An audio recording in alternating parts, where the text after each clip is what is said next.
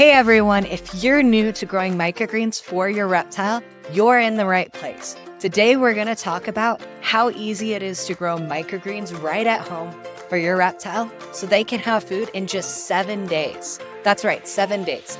And it's super easy, so let's get into it. I'll guide you step by step on how to grow fresh, safe, and nutritious greens right at home.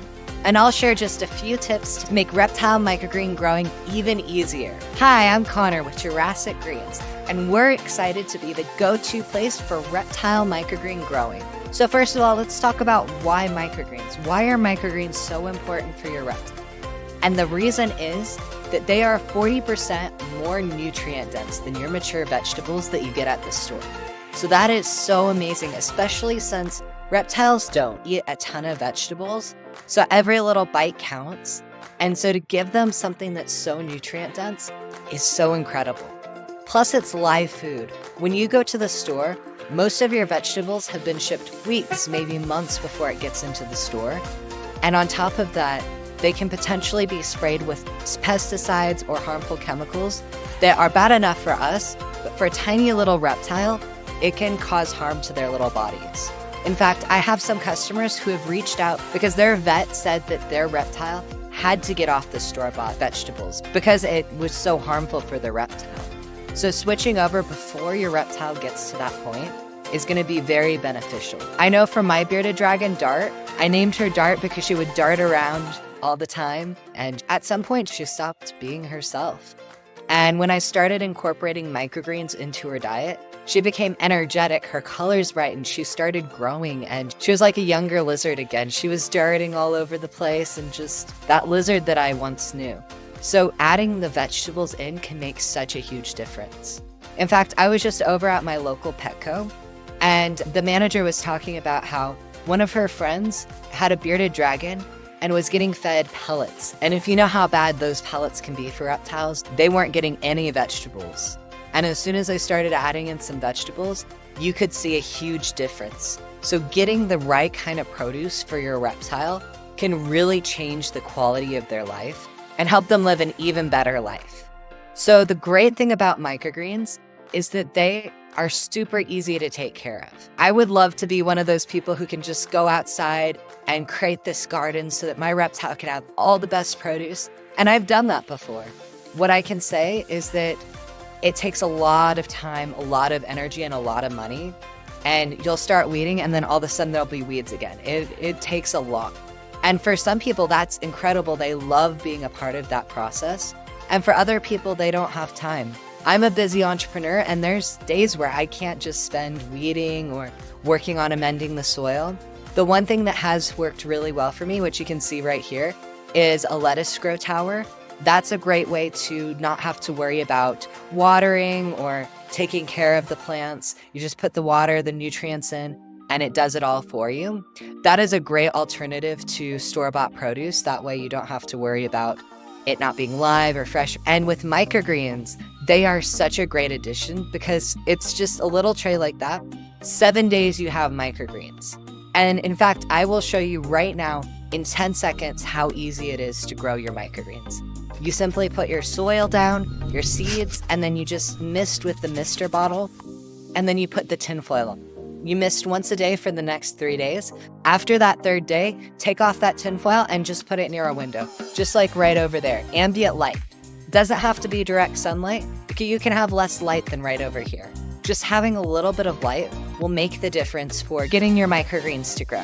If you have no light or you're a little worried about not having that much light, you can go on to Amazon or onto Facebook Marketplace and get a grow light that's specific for growing vegetables. You don't need to do this process. And in fact, you can start with just a window and then move to grow lights. That's what I did. I started with one tray and I just would put it near my window, and 7 days I'd get microgreens. And then as I started growing more and more for myself, I decided to get a rack and I put it next to the window. And then later on, I expanded into having grow lights and a bigger setup. So you don't have to start off with a big setup. I was talking with someone the other day, and they were talking about how their friend has this big setup because they grow for all these people. And they were concerned because they're like, I don't want to do a massive setup. And I can tell you, you don't need to do a massive setup. You just need a small tray and a window. That's it. Just a little bit of soil, some seeds, and you're good to go. So for those of you who want to DIY a microgreen kit, let me talk to you about some of the things you're gonna wanna look at. One thing, you're gonna wanna make sure you have good quality seeds. And the reason why I say this is about 5 years ago, there was a whole thing on E. coli and Salmonella scares with sprouting.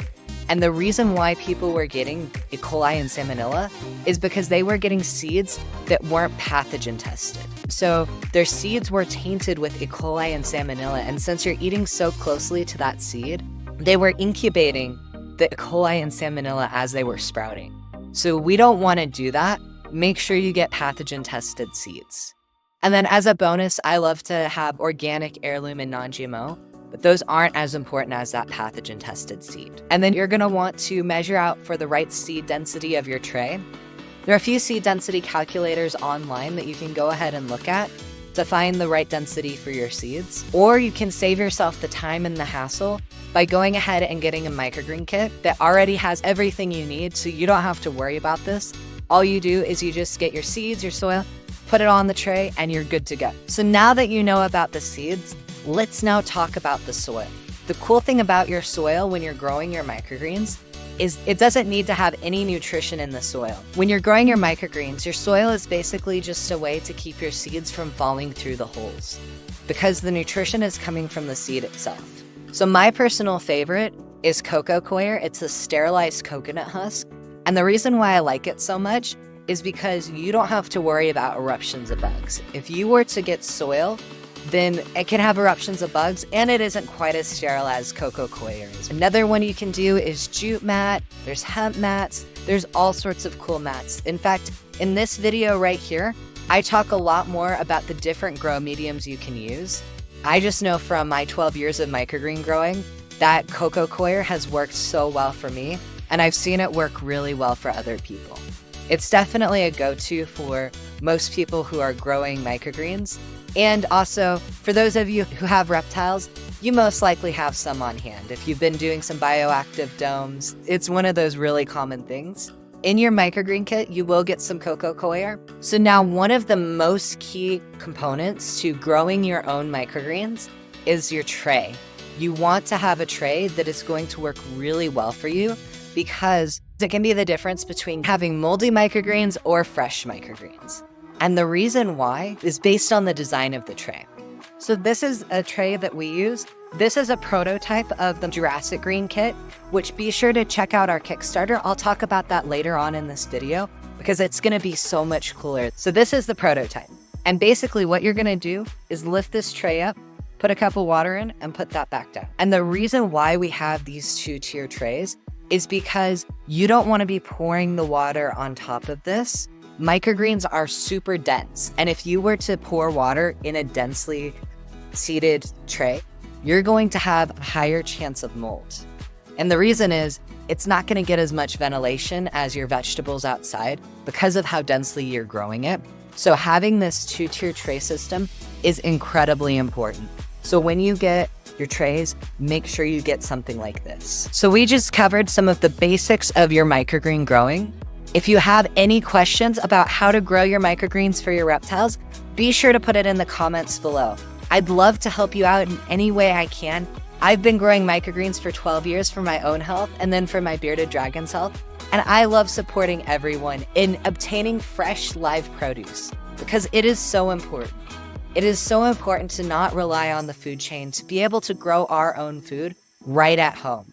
So be sure to let me know in the comments what it is that you need support with. And also tell me, what kind of reptile do you have? Do you have a bearded dragon, an iguana, turtle? What is it that you have? And tell me their names. I love hearing all about reptiles. In fact, I just went over to a local reptile store called Sam's Flying Frog Ranch, and they had all sorts of cool bioactive domes. I could have spent all day in there. It was so hard to leave. And like I mentioned, I have a Kickstarter going.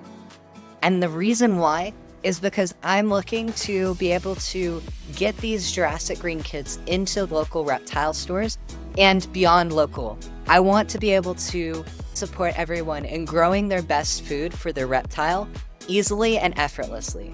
because it can be fun. In fact, in my kit, I'm going to be adding trading cards so that you can have a gamification element to growing your reptile microgreens. So it's not just one of those things you have to do that feels like a hassle. It's something you're so excited to do every single day because you want to be a part of your reptile's health and to have that fun game going on. So now that you know how to grow microgreens at home, give it a try and watch how much your reptile will love it. For more tips and exclusive reptile nutrition resources and a way to support our mission, check out the Jurassic Greens Kickstarter. By joining, you'll be a part of something special, and you might even score some exclusive rewards. So in order to learn more, take out your phone and text to the number 26786. That is 26786, and type in, like you're going to message someone, the word reptile. I will be sending out some exclusive information on how to feed your reptile microgreens, keep you updated on this amazing Kickstarter. That way you can be a part of this amazing process. So now while you're growing your microgreens, here's a couple of things to consider. One thing is you're going to want to water your microgreens at least once a day. When you're in a humid place, you're going to be completely fine with just watering once a day. If you're in more of like a desert or a dry area, you might want to start watering twice a day. Microgreens are pretty hardy, so if you miss one day, it's not going to be the end of the world. However, don't count on your microgreens being resilient. Another thing that you might want to consider is getting 2 microgreen trays.